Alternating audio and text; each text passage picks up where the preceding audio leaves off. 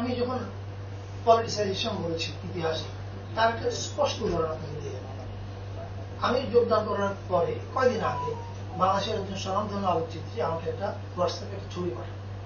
সেই ছবির মধ্যে দেখতে পাচ্ছি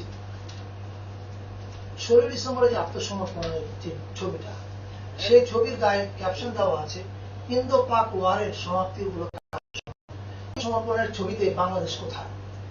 এই উত্তর বাংলাদেশকে দিতে হবে এবং আমাদের পূর্বপুরুষকে আজীবন এই প্রশ্ন তারা নাই, তাদেরকে উত্তর দিতে হবে, রাইট?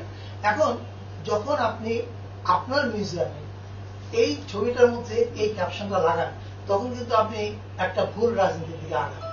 ওই কারণে আমি বলছি না, আমি আবার বলছি কোন স্পেসিফিক মুক্তিযুদ্ধের কথা বলছি না। আমি একটা উদাহরণ দিলাম আপনাকে বোঝানোর জন্য যে দেখেন ওখানে একটা বিবৃতি ছিল। জাদুঘর মানে আমাদের তো ইতিহাস 71 থেকে শুরু হয়, 47 থেকে শুরু হয়, কয়েক হাজার বছর ইতিহাস। আপনি দেখবেন যে আমাদের বুদ্ধিজীবীগণ ইতিহাসের কথা বললে বাংলার আগে আর যেতে চান। আমরা তো একদিনে এই জায়গায় আসিনি, আমরা একটা জার্নির ভিতর দিয়ে এখানে এসেছি।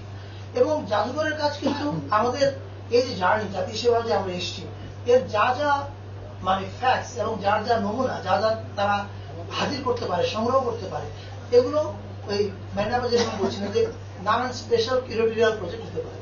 যে 18 সালের কোন 18 শতাব্দীর কোনো কিছু নিয়ে ওনারা একটা কিউরেটোরিয়াল প্রজেক্ট করতে পারে। সো এরকম নানান কিছু করবে, স্পেসিফিক আমাদের জন্য এখন বলা মুশকিল। এই কারণে এটা তো ওনারা একটা প্ল্যান চকল করবে, দেন ওটার মধ্যে আপনারা জানতে পারবেন না। এটা সবাই জানেন, 71-এর ইতিহাসটা আওয়ামী লীগ তো শুধুমাত্র ওনাদের ইতিহাস রেখেছেন, ওনার এবং ওনার পরিবারের।